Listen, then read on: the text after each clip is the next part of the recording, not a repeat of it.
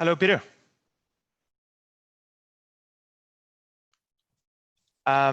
We are live already, but if you hold in there a second, then I will. Then we will begin the session in about 5 minutes. Okay. That'll be awesome. All good. Perfect. Yes. In a minute. Sounds great. I look forward to this. Bye-bye. Bye-bye.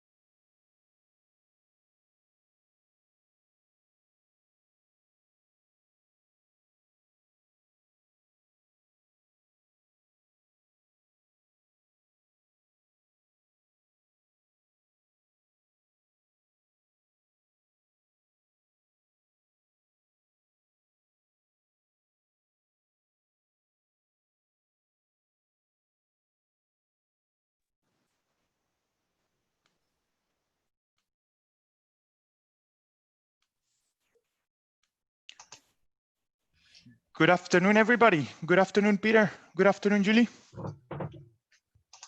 Good afternoon to all of you. Hi, Bart. Hi, Julie. Very well, yourself? Good. Thank you. Thanks for having me. Yeah, thank you, guys. Can everybody hear me well? Reception is okay? Excellent. Okay. Then yeah, let's kick it right off then. Let's see if 1 second. Yeah, let's see if everybody online can hear us as well. I'm not getting any problems, so let's jump right in. Firstly, thank you everybody watching online. Thank you both of you as well, and welcome to the second ever webinar of Youngship Rotterdam. Yeah, we're very excited. This is a little bit new, so maybe if the reception doesn't go too well, forgive us, but everything will be recorded so you can listen to it afterwards. Right, so this first session, it's a first episode of 4 webinars that we have coming up for all Youngship, pretty much all young shipping professionals out there. And the intention of these webinars is to kind of show the upcoming, wait 1 second. I think, am I sharing also my screen? Yeah, to show all the young shipping professionals what are the kind of tips and tricks and what are the kind of paths that should lead us to become the next generation of industry captains. And this is why we have gathered this, yeah, quite a prominent names from the shipping industry. And in this case, this is the first session with Peter Sand and Julie Lithgow. Yeah, Julie is the director and chairwoman of the ICS, the International Institute of Shipbrokers, and Peter Sand, well-recognized senior chief analyst at BIMCO. And I will just kick it right off. Throughout this webinar, please shoot the questions on the YouTube channel. There's a comment section, and yeah, please engage as much as possible and ask those triggering questions that you've had for many years for Peter and Julie, and in the hopes that they shine the light for the young professionals on how to get there and how to achieve our most ambitious goals, and also for the bettering of the shipping industry. So we'll run it 10-15 minutes. Peter, you will carry out an introduction about your career, your professional life, and that will follow on by Julie, that will be also kind of giving her own view on her career. And we will break out for Q&A and a panel discussion where we hope to get to know yeah, those details, and hopefully not go into much personal life details, which we're also excited to hear, but more of the professional and more of a, yeah, that sense of what the house from your side. So lastly, before Peter, I'll give you the word. We're raising throughout these 4 presentations, we're also been supporting mercy ships. So when you sign up, you have the option to make a small donation to them in their endeavors to make the shipping industry and the world a better place. But Peter, thank you for being here with us. The floor is yours. Thank you, Bart. Thank you so much for taking this opportunity and reach out to Julie and I. I'm sure we both carry the same fire inside ourselves in terms of wanting to give out at least a little bit of our experience to the next batch of say, shall I call you guys the future of shipping. And I think it's fair to say that old farts like myself may have a thing or two to tell you, but in all fairness, I think you're doing an extremely good job already. Having said that, well, spend some few bucks on mercy ships. I think those guys are also doing an excellent job right now when the world need them more than ever to combat the COVID-19 pandemic. So please keep any questions coming into the chat forum. I shall be very happy to share the extent of my knowledge, at least on what kind of topics that you would like to know. I think the first of all, the title of this first episode is well put. Challenge what you know. I'm proud to say that I aim at learning something new every day. And if I do not do that, it may be, well, not such a good day. It may be because we have the whole world as our playground. I'll get back to that. But just to be absolutely sure, an integral reason for me also to be here is basically that our vision is to provide leadership for the global shipping industry, and you're the next batch on that block. So hopefully the visions that we share in BIMCO and those that I share with you shortly will also benefit you slightly down the line. Brief introduction. I joined the world of shipping some 15 years ago. Joining BIMCO following the most recent crisis, the great financial crisis, as it's termed now, that we have say multiple crises to pick from. That was a part of the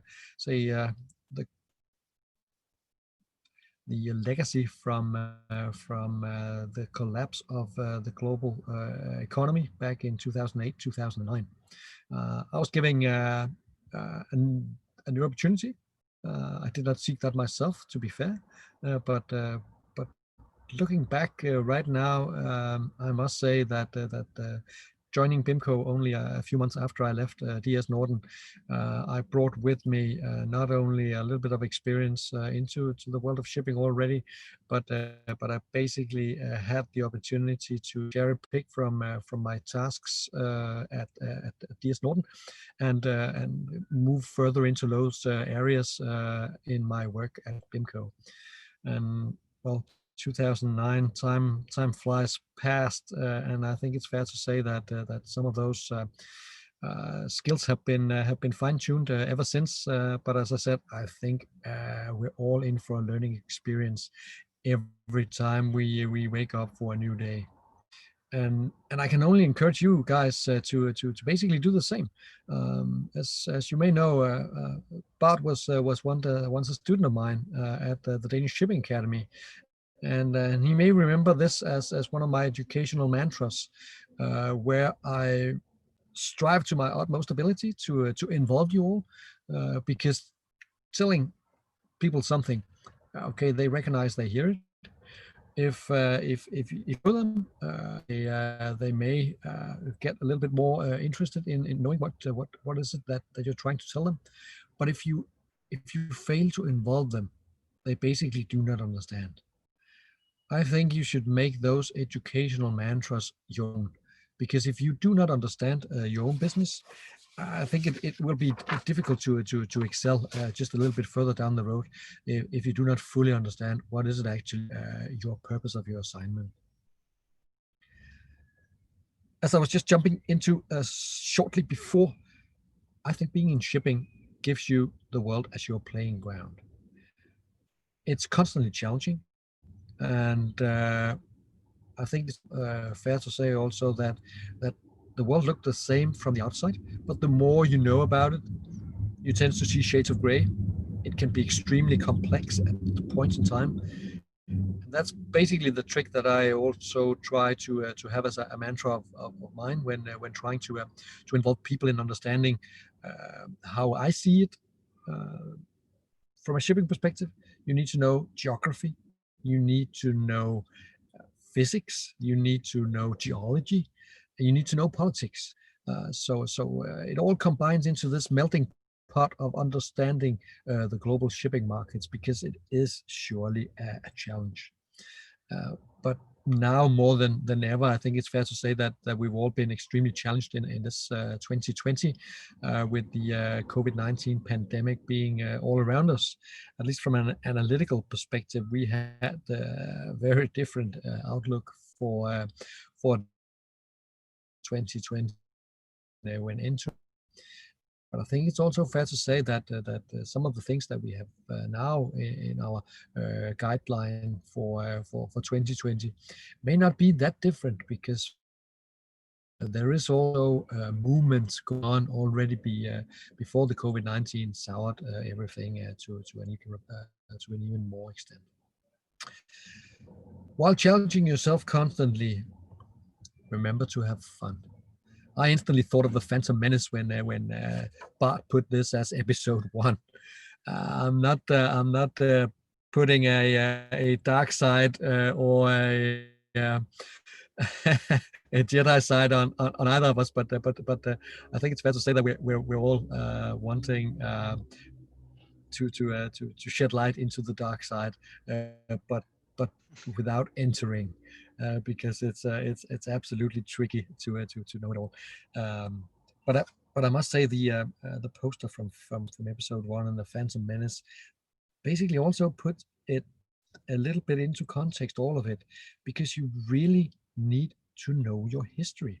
One thing I think I try to talk is that you need, in order to understand where we're going, you need to know your history, and at the best of your abilities, assess the current market.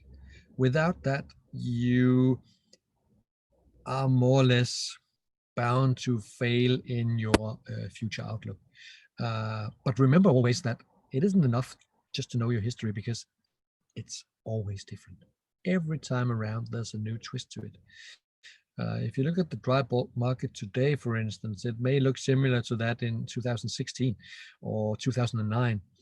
But you do not need to scratch the surface that much in order to see that there are striking differences.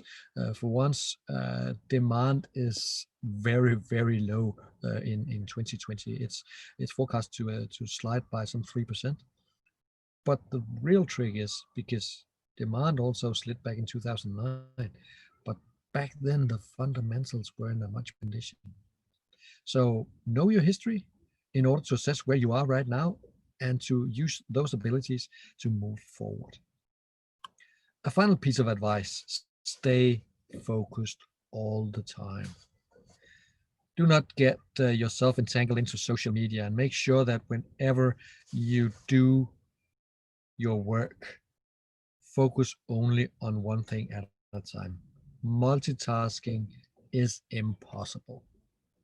If you do not know it already, you will know it sooner rather than later. I know that taking my word just for what it is, you may not believe me straight up, but take it from someone who tried it too many times and tried to avoid it constantly. It is impossible to do, and you only get confused and irritated. Focus on one thing, and it'll bring you to the summit. Wrapping up my short talk here on how to challenge yourself. I put it in RWC, and I think you need to do that at any point, given point of time in your career. Reflect on what you're doing. Reflect on the work ahead of you. Reflect on where your current job tasks may bring you a bit further down the line. Are you satisfied? Full forward. Are you not? Try to change it. If you really mean it, spend your willpower wisely. And if you want to make a change, you need the courage to reach your goal. I think it's fair to say that at some point in time, I found out that I can do this. I may even be able to do this better than those I back then compared myself to. So I tested my courage and went full steam ahead. And I think looking back, I've had tons of fun. I met tons of brilliant people in the industry, and I really enjoy sharing that with new trainees, you Youngship fellas out of Rotterdam and where you're found globally. Hopefully you can take a little bit of advice from an old landlubber like myself that have at one point in time sailed 1 month on a Panamax bulk carrier. That was the picture of me showing with a hard hat in the early start of it. That's how far I have stretched my sea legs, going all the way to the North Pole, and that was basically due to a wonderful piece of, say, leveraging on my network in the wider shipping industry. I was fortunate to be able to be invited on board one of those ships, and I can only thank Jens billions of times, and the wonderful crew on board that made it possible for me to share such experience. And it all adds up to what I do today, a piece of experience that hopefully makes me better at what I do. You can always check out what I do and what my team does in BIMCO, market analysis team. As you know, most of our analytical works are freely available. You can also see tons of videos or webinars at our YouTube channel, which is streamed live on YouTube, just like this one for Youngship Rotterdam. And on your right-hand side here, just a small selection of what we put also out exclusively for our BIMCO member. I look very much forward to hearing your insights, Julie, and having the tricky questions presented from Bart and the rest of you out there. On this road, I will sharing my screen and leave it all back to Bart. Please take it away, Bart. Yes, thank you very much, Peter. Very, very inspiring, very interesting. I already have quite a few questions to put you good on the spot, but I will leave them for the Q&A. Now on to Julie. Julia, do you take the commands? Yes. So, you know, Zoom is not one of the skills that I've learned. I am going to tell everybody why we all need to learn new skills, but I'm going to try and share a PowerPoint. If not, you'll just have to look at my face. So apologies to everybody. Let me see. Can I? Oh my God, it's amazing. Wow. I have learned some skills this week. So thank you very much, Bart, for having me. I really appreciate it. I'm going to talk to you a little bit about why you should never stop learning and why that's going to be a really useful habit for you to develop in your careers. So Oscar Wilde said you could never be overdressed or overeducated. So for the next 5 minutes, I'm going to try and tell you why, having had a lifelong career in shipping, I believe that education, professional development, and taking a progressive attitude towards your career and towards lifelong learning is going to be really important for you. And you're going to say, but why? I've finished my studies, I've got my qualifications, I've graduated from university, I'm in my job now, it was so hard to get this job. And I just want to develop my career and I want to move up the ladder. But I've sat where you have sat. I've sat there thinking about what path my career should take in this industry. And I'm only 28 years old now, but I started my career in the late 90s. And I found myself at Plymouth University by accident, really. I had completed my studies in archaeology, which was my first choice. And I was under pressure from my parents to choose something that was employable. And I didn't really know what that was, but I knew I quite liked sailing and I knew I quite liked watching CSI Miami. And I came across this maritime business and law course at Plymouth University. And I thought, well, that will be a good combination. And then sometime in that first month at university, not really knowing very much about the maritime industry, I came across a secret that all of us in shipping knows, and that is, to paraphrase the Queen Bee herself, it's that we run the world. And the importance of maritime trade and its contribution to the economic development of our world can't be understated. The most basic economic model of supply and demand works globally because of our industry. So we are all part of something that's quite fundamental. My favorite description of how shipping works is that we take part in a commercial adventure, and it's driven by supply and demand, and it's cyclical, and it fluctuates, and it's deeply responsive. It's a barometer, as it were, to world trade. So I have, with some of my colleagues, rather unprofessionally, started a new type of Zoom bingo, which is every time we join an industry forum or a council meeting or otherwise, if it's after 3 p.m, you're allowed a drink. And if it's before 3 p.m, you get to have a new biscuit. If you have to hear any of these phrases like it's the new normal, I'm going to try really hard not to use any of those phrases today. Partly that's because I get to lead an organization that's already survived 2 world wars, global recessions, pandemics, revolutions, the Suez Crisis, all the things that we've survived, PIMCO as well. And shipping isn't just going to survive this, but I'm going to bet on our industry, that our industry is going to be one of the foundations to the economic recovery. So how do you, as young professionals, survive or thrive even in this kind of most cyclical of industries, especially now as we look towards the next 5 years?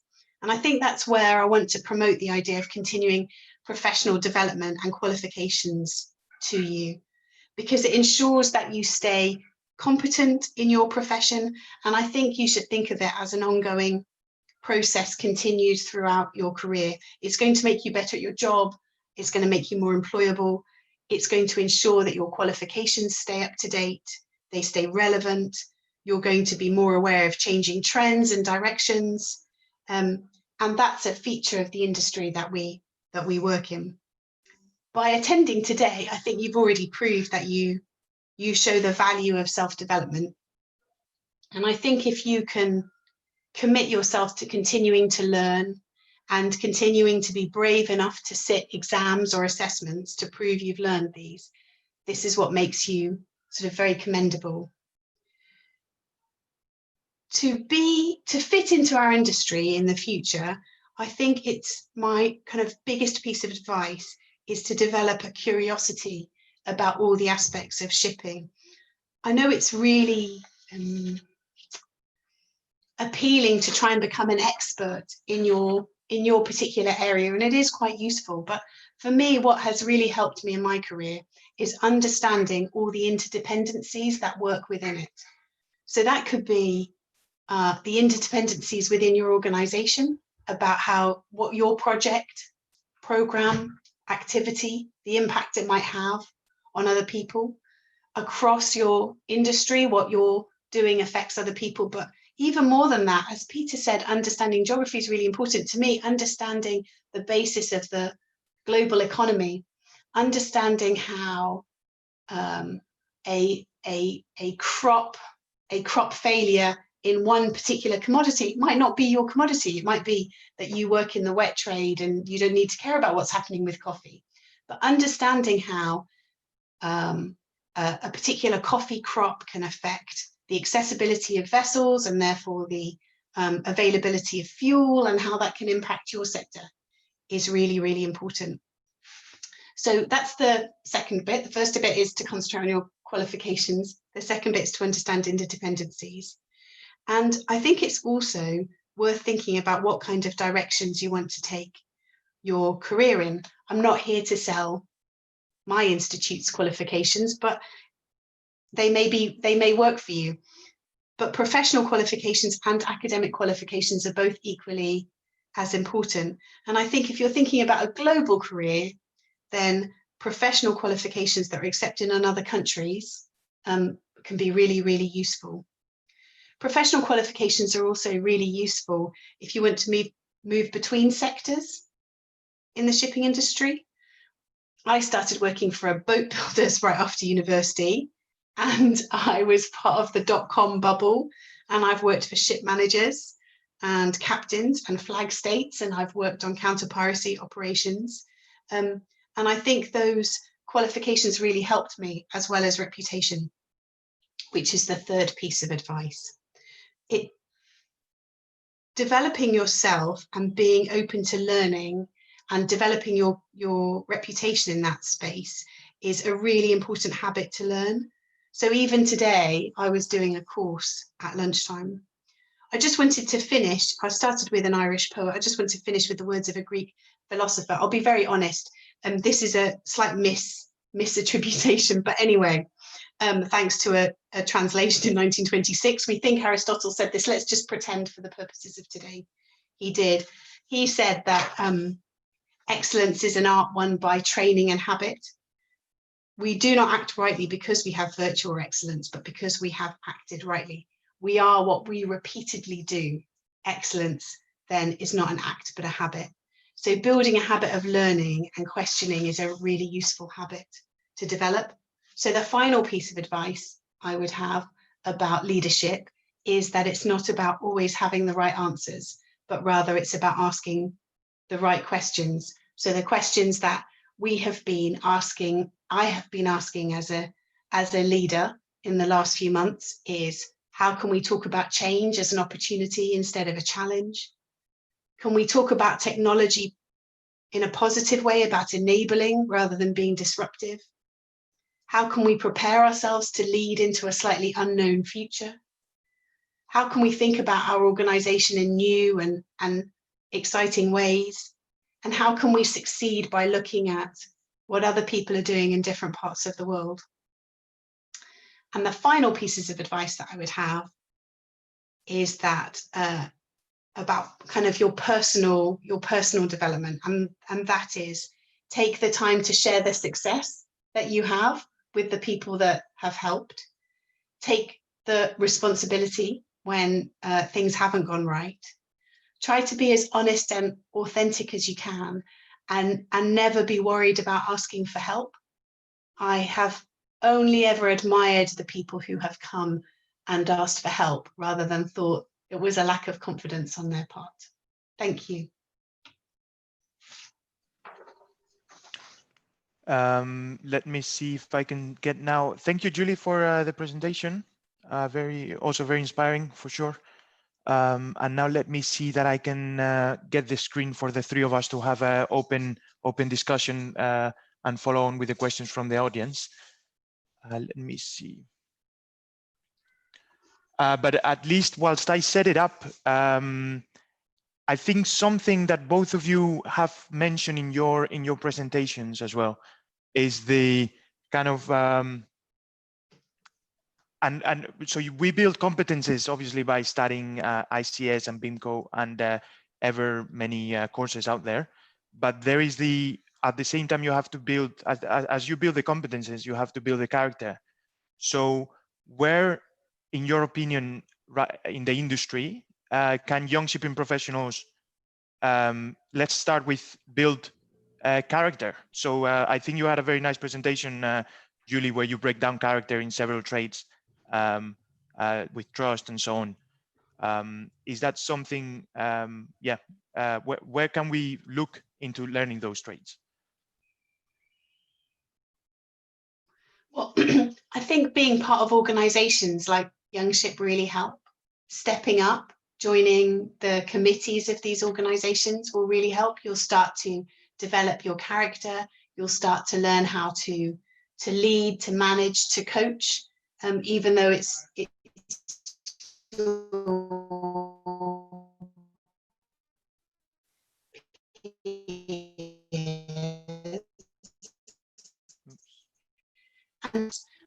much less time, but asking for people who you trust to be very honest with their feedback would be quite useful. Even I have a boss that I went to work for probably 15 or 20 years ago. And whenever I think I've made a mistake, I will phone him and say, look, they're usually man management mistakes when I make them. I think I've made a mistake. And he will tell me, yes, you have. And what would you like to do about it? And that's very useful for me, is to find those people who can be an honest mirror for you to help you improve. Because you don't want your friends to do that. You want your friends to tell you you're amazing and you're brilliant and have another glass of wine. But you do need a couple of people, preferably not the boss you're currently working for, to be able to say, actually, that was not that. How will you make it better next time? I think that really helps with character. Tough love. What do you think, Peter? Well, and Peter, in your one, because you mentioned specifically the kind of courage and the willpower that are traits that will make you thrive in the industry. Where would somebody coming up in the shipping industry wanting to learn these trades and raise up live in those trades? Where could they base their paths?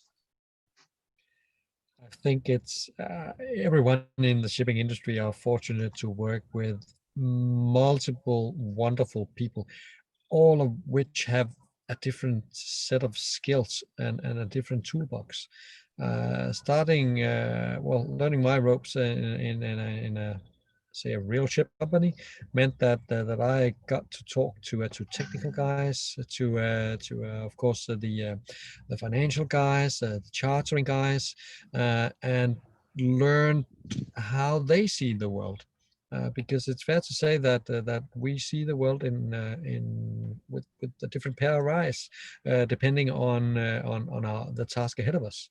Me being an analyst trying to put trustworthiness as a thing that pops into to everyone's mind when hearing about our analytical views.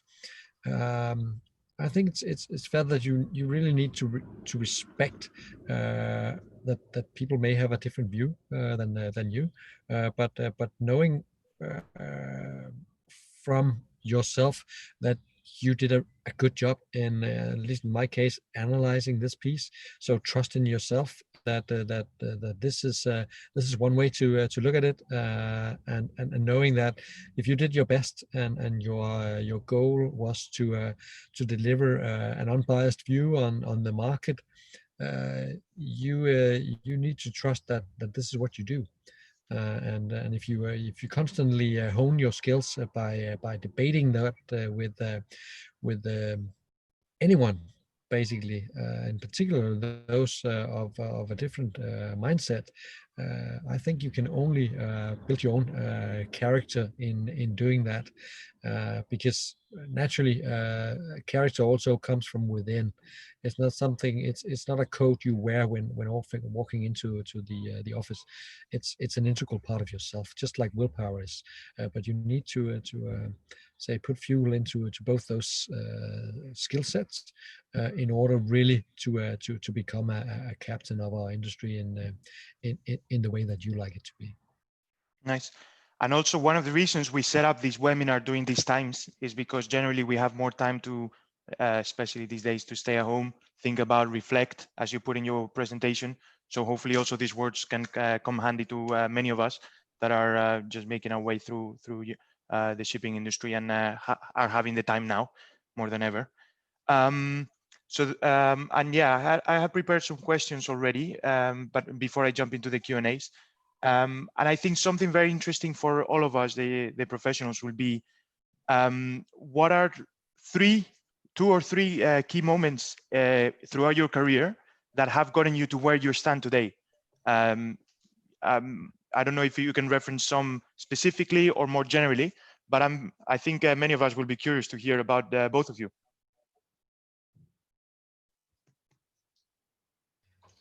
Well, if I can start on that one, I think I basically did a little bit of sneak peek into that in the reflection and courage, because at some point in time, some of you may have met me on the trail around the globe at various shipping conferences, and at one of those conferences back in 2009, 2010, I asked myself, "Can I do that?" I said, "Yes." Can I do it better than what I'm experiencing right now? Not only on a personal level, but also for anyone attending a conference to get better insight into to this piece of market. And well, I can only say the jury is still out on that. I'm doing my everyday best to deliver insights when being on stage at global conferences, and I think that was a key defining moment, basically from stepping away from being in the audience to put yourself on the line and not only defend your arguments, because that's not what my job is about. I see it as explaining and training people literally in understanding the dynamics of the market. I'm not in the business of convincing people of my opinion. That's that's not my purpose. My purpose is for people to understand the dynamics that I see in front of me will affect the markets going forward, and by that forming their own opinions and making sure that they can bring that into their boardrooms or their everyday lives. Awesome. Julie, do you want to take it up as well? So, oh, Peter's disappeared. I guess a key point in my career would have been deciding to apply for the job that I have, because it's when we apply for jobs, in this case, I thought it was kind of a little bit beyond me, and it hadn't really kind of even appeared. 35 years old, I'd never been a CEO before. But I was asked to put my name forward because they had no women on the shortlist. And I thought, well, if I'm going to be on the shortlist just to take the place, then I'm going to make sure I'm going to have to represent 51% of the world's population. And I think actually it was deciding to take a job for the first time in my life where I felt I'm only 50% ready for this. I'm usually quite cautious, and I don't apply for anything unless I think, well, I can probably pull it off. I know 80% of it. This was a job where I really thought a lot of the time I was going to be out of my depth, and I will never be that nervous again, because you just have to go into it. You have to make the mistakes. You have to apologize when you make them. You have to share the successes, but you just go for it. What's the worst that can happen? Yeah. So kind of taking that leap of faith and going to get it. Yeah, completely. Yeah. You have to take a leap of faith in yourself sometimes, and also say, I might not have the skills for it yet. I might not have the experience. I might not have the knowledge, but I know I can work hard. I know that where I feel that I might be inadequate, I'm going to do my best to make up for those gaps. And if you bet on yourself, sometimes it works out. Nice. I have another one. So I think maybe you've already kind of mentioned yours, Julie, although you can kind of fill over. But what would be the proudest professional achievement that you've experienced throughout your career so far? Obviously, apart from reaching becoming ICS. I think when BIMCO gave us the Maritime Education and Training Award and acknowledged that we were better than them, I think that might have happened in 2015. That was probably like a professional highlight for me, maybe. Peter? Well, that's a real achievement indeed. I think actually Giampiero presented that award to you, isn't it right? So and I can only I can only say he's a brilliant chap as well, and I think congratulations on bringing home that award at that point in time, Julie. Yeah, but I would probably say that for me now, actually, I've probably had some in the past, but for me, I would talk about my achievement. I hope we're still pulling it off. And that was in February when everybody, or March, when everybody went home for COVID, we had about 2,000 students due to sit exams in May in 100 places around the world. And I would say that my biggest achievement is to work with a team of people, and I'm coming to the end of my time at the Institute, but to work with a team of people who have just got all of those students, either those that sat exams still in May, which is just completely awesome that some still did it, but going forward to July, and kind of hitting this with an attitude of, well, whatever the dice was thrown, we'll do our best. And I think that's made me really proud, actually. That's going to make me really miss my job. If I can second that, I can only say that you are no one without a well-functioning team, and it's important to acknowledge that what we all do in shipping is a part of a big teamwork effort that requires people with so many different skills and so many different talents. So always have that in the back of your mind. You're not the island in the stream. You form yourself into becoming an integral part of the team, and only then I think it's fair to say that you really excel and prove prove yourself like the rest of the team proves themselves. Interesting. One question that I had previous to this as well, and I think it's also something also a lot of young shipping professionals ask themselves, whether they step out of university or high school already, whether to seek a more educational career and pursue a master's, a PhD, or another course, or whether to focus more into the professional and get the experience and the knowledge that you need through a professional path. What would have you ever been faced with this in this situation, and what did you do, and what would you tell somebody that is facing that situation? For me, it was very useful to have a few years between a degree and a master's. Definitely, I felt like I needed to get some work experience under my belt, and that first job you have, you're very naive even about how an office works and about what deadlines mean, and you have to train yourself out of that. If I just do it on Sunday night and hand it in on Monday morning, it'll be good enough.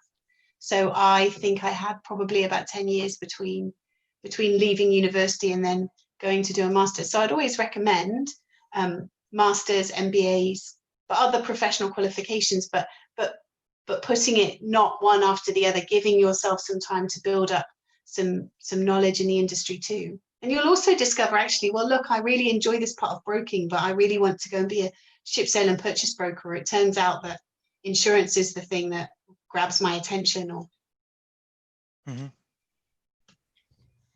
Yeah, I think lifelong learning is something that we should all have on our agendas.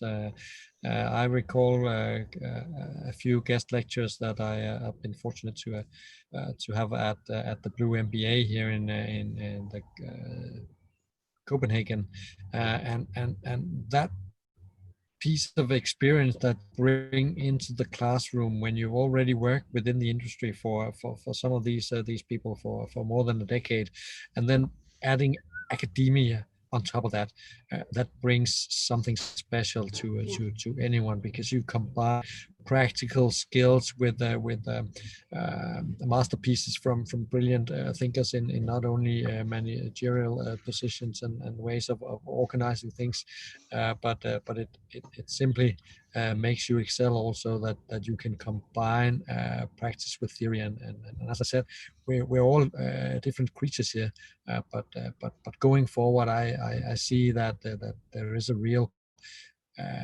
need and to have even more skilled people at any position in the shipping industry, because basically we require more skills from anyone at any piece of level, from the first mate to the master, and also to the internship in BIMCO House, for instance. We constantly aim higher, and in order to be able to deliver that, we need to combine not only practical purposes but also a theoretical foundation. Good. And also from the presentations, Peter, I see that, and both of you mentioned it, that we should all aim towards not just learning about shipping and learning about our jobs, but also knowing very well our history, knowing very well our geography, knowing kind of more the wider picture. And I think it's generally known that we're humans becoming more specialized in and focused in certain areas of knowledge. What advice would you give us, the young shipping professionals, to kind of break away from the specialism and becoming more of a generalist, or at least knowing more of the history and the geography and the other areas of knowledge? I think Julia put it quite well when she said stay curious, because if you are an expert in only a very narrow field, you can only excel if you stay curious on surroundings and related issues. For instance, right now, one of the big topics, of course, in the shipping industry is the upcoming fourth greenhouse gas study, which will be presented at the IMO later this year. And if you are only a technical guy or a model forecasting building kind of guy, then you may fail to see the bigger picture. I can only encourage all, regardless of whether you see yourself as an expert or a generalist, to stay curious, because you can only find the true good solutions to any challenge, like cutting greenhouse gas emissions or reducing fuel, just in general, or making sure that the seafarers are better off at sea. If you focus on the bigger picture, then you can really excel your skills as an expert if you are curious on the related topics. So avoid being only say too narrow in your mindset, because then you can only talk to a few other people who are equally narrow. Spread your views, be curious, and then you can really make use of your abilities. Yeah, and I think decide how it is that you like to absorb information. Because I'm older, I still use books a lot. So I like to read articles. I can, if I'm left on the internet, I can find myself burrowing down and finding something about how hydrogen's being used in cars, just because I wanted to find out about how they were being used on ships. But I'd say you guys you're very lucky to be a generation that has a lot of information at your fingertips. And I think in my office, a lot of people are picking stuff up from YouTube videos. Just today, I was talking to, we had a staff meeting, and I was talking about how I was going to give this presentation, and somebody was telling me, oh, Alain de Botton has this amazing channel of YouTube videos where he's talking about the new way of work going forward. It's nothing to do with shipping, but it's informing us when we think about, when we go back to work, what we want to do. So it doesn't have to be prescriptive. It just has to be, you just have to be listening, right? Yep. 2 ears and 1 mouth. Use them in that proportion.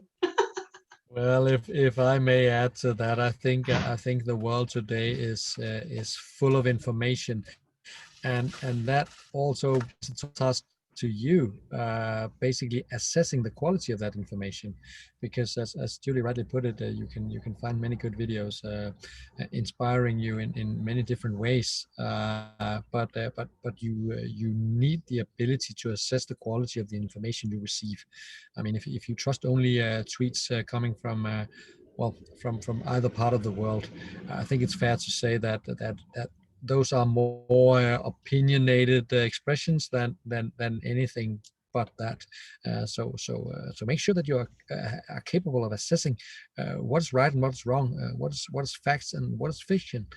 Because if you cannot do that, I think you will find yourself paralyzed and without the ability to basically cut through it all.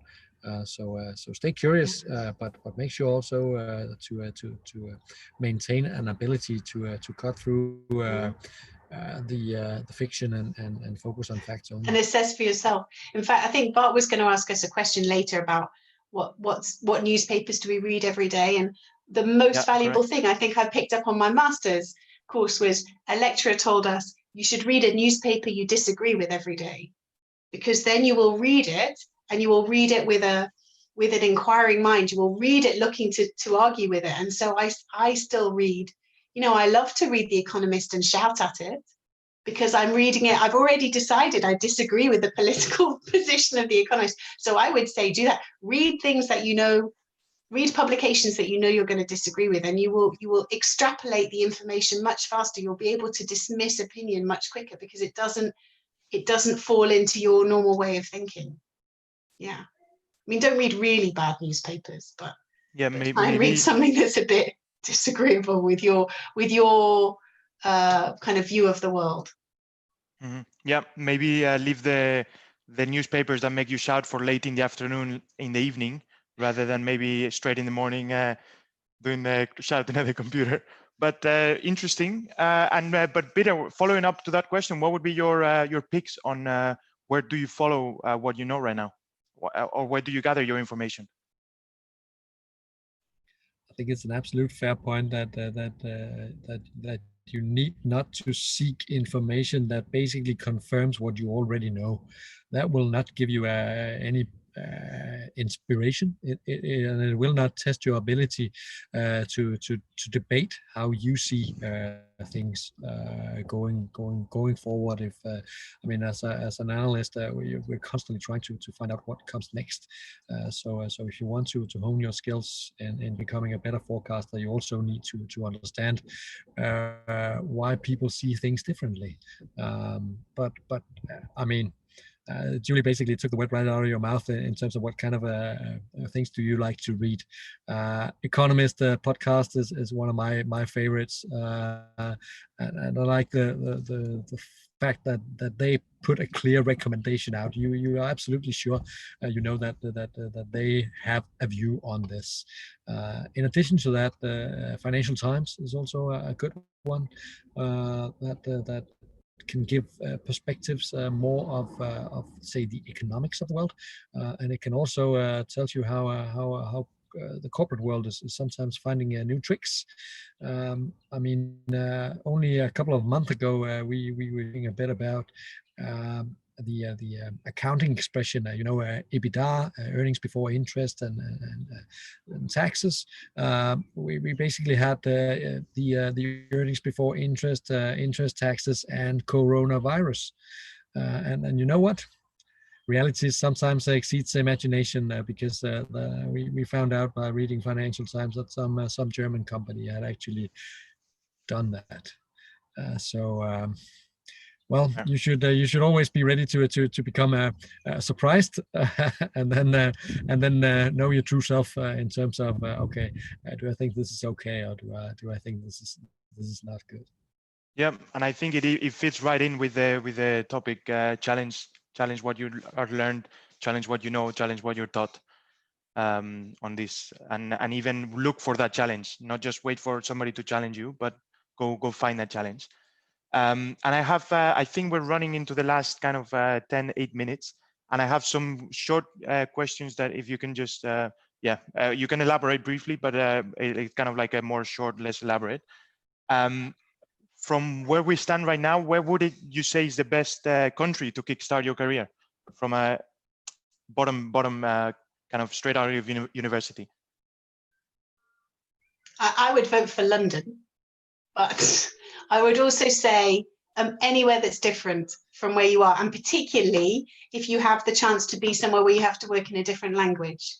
My first overseas job was in Switzerland, and I had to learn some Swiss German, and it was the right time to learn. It was really useful, really useful. And Peter? I think the shipping industry is a global one, so start wherever you want to, but make sure to explore the world. That can be done on a purely private basis, where you travel around the world, but you need to see the different cultures. You need to see different parts of the world in order really to understand what it's like out there. You cannot stay in Vienna or Canberra all the time, or Santiago for that matter. You need to be sure that you know what goes on in other parts of the world, because this is a truly global industry. Yeah, at least maybe a place already where there is a young shipping professional community that you can join. Or start one. Exactly, yeah, also. That's a good one. How about the best institution to kickstart your career? Peter? Well, I am proud to host many internships. Fortunately, at BIMCO, a couple of years back, we found out that the Copenhagen Business School is having a shipping and logistics bachelor that basically fits very well into the work that we do. I'm an economist by training from the University of Copenhagen myself, but having just a little bit of skill in terms of understanding the markets before joining our team is very useful. So before we focused our our interest on the young people at Shipping and Logistics Bachelor, we basically tried our luck anywhere, but now we know that's a good place to start. And I know they're traveling the world also and getting experience from firsthand by having internships around the globe. So that's one good way to start. Mm-hmm. I think the German apprenticeships system is producing really amazing graduates. Copenhagen Business School, CAS, I think, has some really good courses too as well. Plymouth, of course. But I think a lot of the maritime universities are doing really well. Yeah. Nice. And I think we're running into the last 5 minutes, so I'll keep it to 2 short questions, and then I'll wrap up. So what was the last thing you learned? Well, to pay attention to the chat, I think was the last thing I learned. But allow me to just reply to a few of the questions coming in there. One on how to focus and avoid multitasking. I think it's absolutely fair to say that we are constantly facing the challenge, everyone, every day, by doing multiple things at the same time. But it also comes with willpower and courage that if you try to do three things at the same time, it takes 3 times as long. So be very focused, be also vocal to your superior, your immediate superior, or your teammates, that please, I need 1 hour to focus on this task, and then I can wrap it up and put it into the pipeline of the next people that needs to do this. Then the second question from the chat coming in: stop by the BIMCO YouTube channel, because we have posted quite a number of videos on the impact of COVID-19 on the commercial shipping markets. So no further elaboration on that. Only Peter, you're on top of things. You're even on top of the group chat, of the YouTube chat. Thanks, Bart. Yeah. Oh, so to answer that, the last new thing I learned. Yeah. You see, this was me trying to work out how Peter got onto the chat. So I still haven't learned how to Zoom. I was like, Peter's on a chat. While he's talking, I'll try and find it. So I have learned not to do that during this presentation. Multitasking. Yeah. And last thing, and maybe if we have a spare minute, we'll run through another one. But when was the last time you were wrong? I think I make. Go on. Julie, do you want to go first? Well, I was going to say, I think I probably make man management mistakes all the time. I mean, the biggest thing was when I told the office to go home and I said we'd all be back in 3 weeks. I think I let my optimism overshadow my realism sometimes, definitely.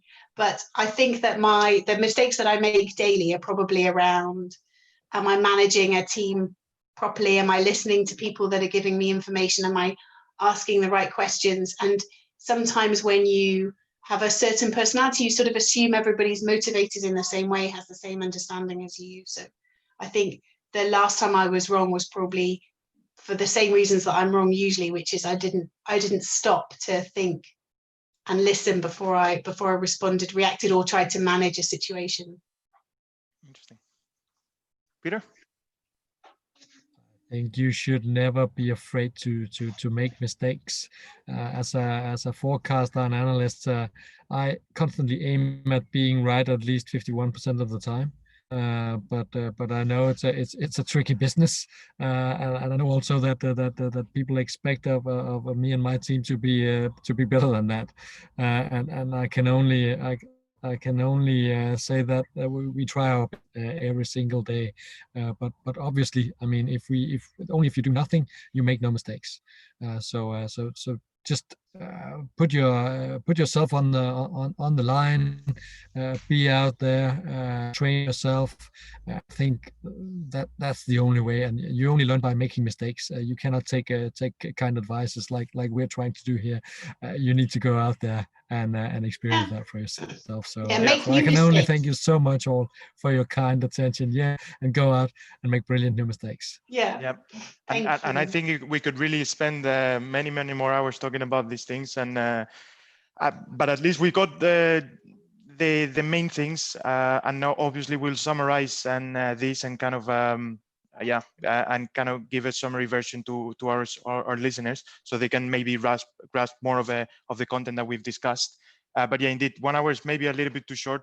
But I think that what we've mentioned is very interesting and will become very useful for not just the people listening today, but also for the future. They will become it will be saved on YouTube, so people can look back. And Peter and Julie, you can also listen to your voices as well on the cast, and that's quite exciting every now and then. Oops. But yeah, without basically, thank you everybody for joining from the live stream. It's already 7 o'clock. Julie, Peter, thank you. We hope that you can also join us listening on the next webinar next week, next Tuesday at 6 o'clock. And yeah, thank you so much for taking part of this and being exposed to our questions. Thank you, Bart. Thanks, Julia. Thank you to all of you for paying kind attention. Stay in touch, and all the best. Bye-bye. Bye.